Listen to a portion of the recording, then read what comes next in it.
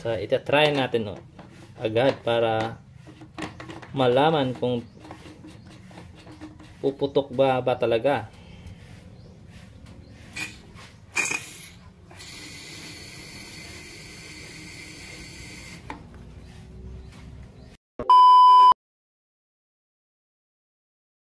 Ngayon ay ituturo ko sa inyo kung paano gumawa ng yung mga lantaka natin or buga is i-convert natin sa butane. So, yung gamit nga pala natin is clean out ito. So, at saka yung valve. So, yung tutorial nito is nandyan yan sa list ko dyan sa may tutorial na ako dito sa mga valve. Yan.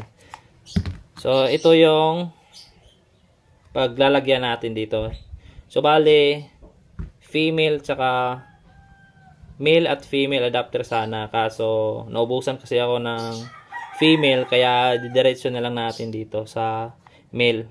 So, bubutasan natin dito. Wait lang. Bubutasan natin dito, guys. Yan. Bubutasan natin. Kukunin natin to.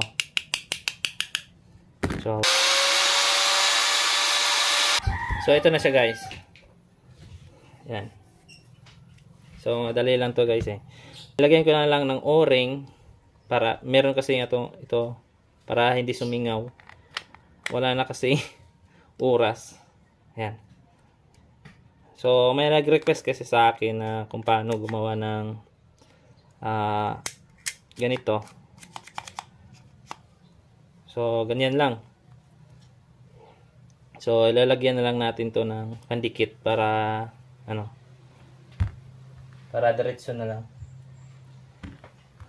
Pero mas maganda talaga yung may female adapter para hindi natatanggal yung ito yung valve. Yan. So, yan, permanent na siya, guys. Pero kung gagayahin niyo to, guys, is kailangan lagyan niyo na lang dito ng female para natatanggal pa rin yung valve. Yan. So dito kasi hindi na to natatanggal. Permanent na to, guys. So ngayon naman is lalagyan natin dito ng sirens para sa para dito, guys. So madali lang to, guys, gawin. Basta may lang kayo, clean out. Depende pa rin sa inyo kung anong gamit yung takip ng canon nyo, yung mga lantakan nyo, mga buga, yun. Nakadepende pa rin yun. Yung iba kasi, yung takip niya is sa soft drinks dito. Mga ganyan. Hindi kasi safe yung ganito kasi manipis lang. Yun. Nasusunog din kasi ito. So, mas mabuti yung direct siya sa PVC para pulido. Yung gamit ko is yan. Salpak mo lang dyan. Ganyan lang yung gamit ko para safety tayo. Hindi tayo masabugan. Yan. Ano natin dito para sure. Yan. May o-ring na yan, guys, para talagang walang singaw. Saka yan. Basta kung paggagayahan niyo to, guys, wag niyo kung gusto niyo hindi na permanent yung niya, takip niya. Lagyan niyo na lang dito ng female para natatanggal yung valve, yung ito. Ito kasi hindi na yan natatanggal. Permanent na yan. Ngayon is bubutasan natin dito. Para sa sirens niya. Para dito. Sa butane. Yan. Yan. So, ito yung karayom ng ito yung gagamitin natin para dito, guys.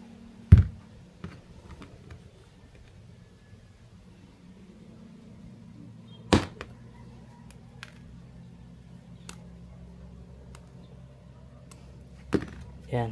Para swak talaga dito, guys. Yung iba kasi yung gamit nila is yung sa Bluetooth.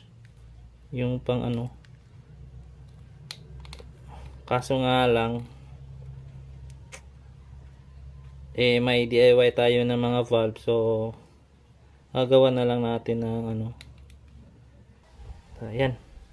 So susukatin muna natin ba mahaba kasi.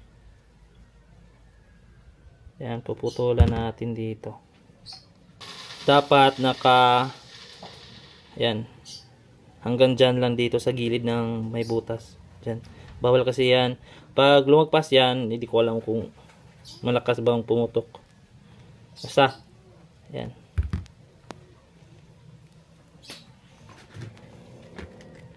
Bago nyo ilagay sa yung karayom sa ano, sa valve, kailangan walang yung butas niya is walang ano.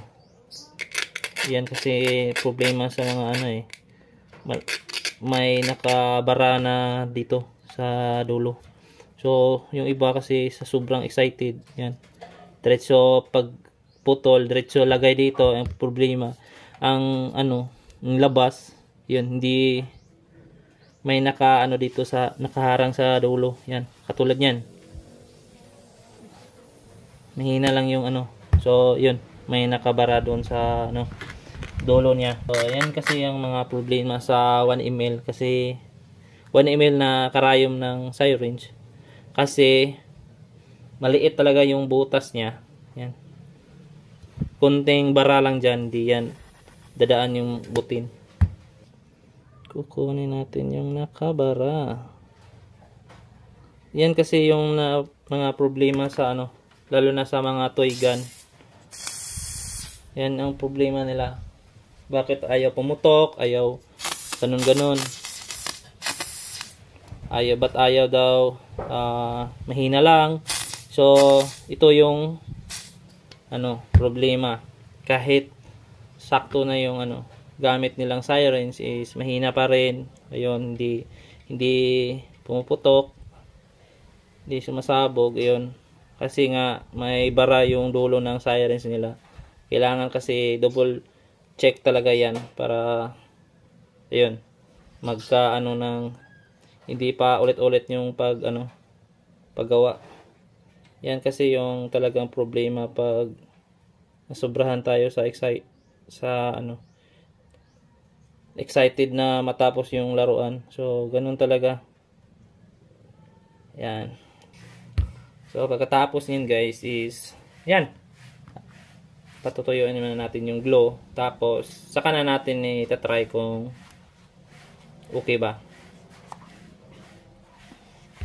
Basta yung gamit na kung na syringe is 1 ml. Depende na rin sa inyo. Pwede din yung 3 ml. Basta wag lang yung 5. Kasi depende. Siguro pag malaki yung buga nyo, pwede na yung 5 ml. Katulad nung sa akin na malaki. Ano, lata ng salad, yung sa all season. Yung pang salad ba. So yun kasi yung buga ko na mahina lang, sabi nila. So ayan, tatry na natin yan mamaya. Tatry na natin muna kung effective ba, kung dadaan ba talaga yung gas. Ayun, tumaan yung gas sa dulo. So ayun.